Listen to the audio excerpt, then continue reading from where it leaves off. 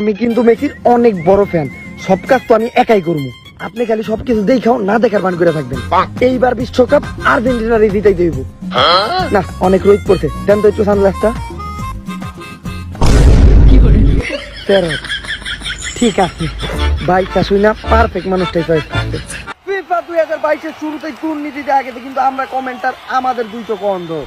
সবাই দেখে শুনে খেলবি আর সবাই আমার খেলা ফলো করবি, আর একজন আর একজনের পাস দিয়ে খেলবি। কেউ আবার এক একা দিয়ে মেসি হওয়ার চেষ্টা করিস না, মানে পাস দিয়ে খেলবি, ঠিক আছে?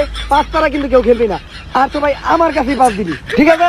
কানা রেফারির বাসির মাধ্যমে শুরু হলো ফিফা 2022। এদিকে বল কোন দিকে যায়, রেফারি কোন দিকে যায়, কিছুই বোঝা যাইতেছে না। নেইমার মার্সেলোর কাছে পাসের জন্য করতেছে জোরদার আবেদন, কিন্তু মার্সেলো তার খেলা দিয়ে বলতে চাইতেছে পাস দিব না, আমি পাসের নানি রে কালিগো। মার্সেলো একা একা মেসি দিতেছে, মার্সেলোর ক্লিয়ার শট, বল গোলকির অনেক বাইরে, গোলকির লড়তে পর্যন্ত হয় নাই। কি করলি এটা? পরে না করলাম পাস দিতে।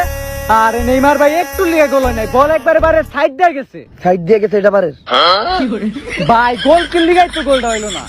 গোল কি তো জায়গা থেকে মনে নাই? তোরে কইছি পাস দিয়া খেলতে, পাস। আরে ভাই আপনারে পাস দিয়ে লাভ কি? আপনার কাছে বল যাইবো, আপনি খেলাবার দিয়ে অভিনয় দেখাইবেন।